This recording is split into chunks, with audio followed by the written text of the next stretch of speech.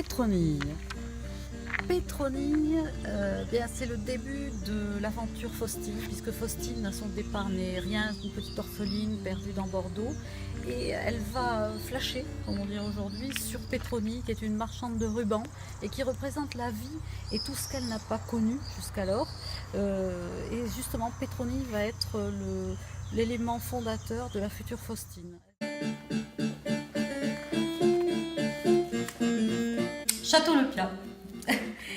Et le château Le Piat, c'est un château qui a été bâti en 1781, qui a été voulu par Milor, donc le héros du livre Faustine. Et il l'a fait bâtir sur un emplacement sur lequel il y avait déjà une demeure en 1650. Et donc il l'a voulu un peu comme à l'image du Grand Théâtre qui venait d'être bâti lui-même en 1780. Donc là nous sommes en 1781 à Tauriac et la façade du château Le Piat est inspirée du Grand Théâtre avec certainement la pierre de la lustre. Et voilà, donc le château Le Piat, nous y sommes arrivés en 2010 et ça a été le début d'une aventure extraordinaire et d'une passion pour l'histoire en ce qui me concerne.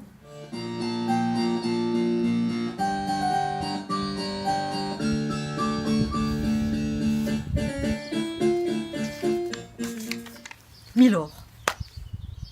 Milor a vraiment existé, il s'appelait Joseph Guillaume Péchaud et c'est lui qui a voulu bâtir le château Le Piat. Il était négociant à Bordeaux, il avait donc le château Le Piat à Tauriac et il avait son chai rue Saint-Rémy et son immeuble rue du Parlement. Donc c'était un bourgeois, il avait ses lettres de bourgeoisie.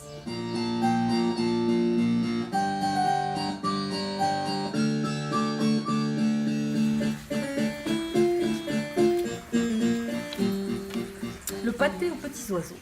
Alors, le pâté aux petits oiseaux, dans le livre, la maîtresse de maison sert le pâté aux petits oiseaux. C'est une sorte de pâté, c'est-à-dire de la croûte, dans laquelle il y a des petits oiseaux vivants. Ce qui fait que quand la maîtresse de maison ouvre le pâté, tous les petits oiseaux s'envolent. Et c'est pour honorer son hôte, qui s'appelle André-Daniel Lafont de Ladebatte, qui a lutté contre l'esclavage, dans un discours d'ailleurs qu'il a présenté à l'Académie de Bordeaux. C'était une sorte de plaidoyer pour libérer les esclaves.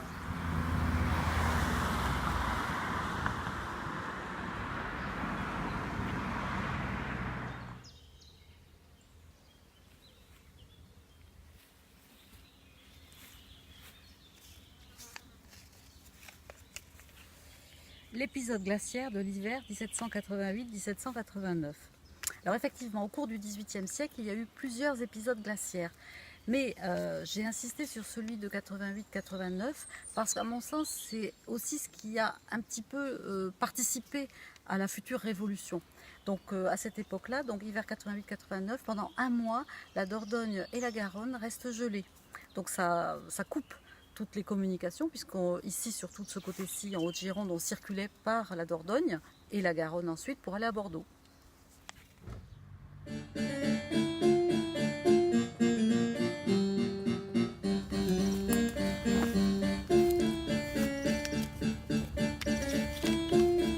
Faustine.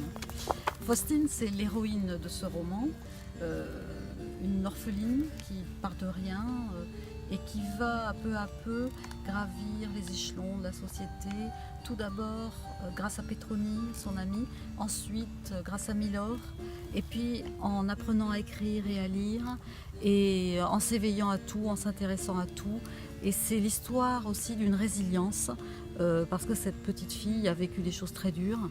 Et voilà, donc c'est un roman d'espoir. Faustine, elle est messagère d'espoir pour toutes les femmes. Oui, c'est un roman que j'ai écrit avant tout pour les femmes.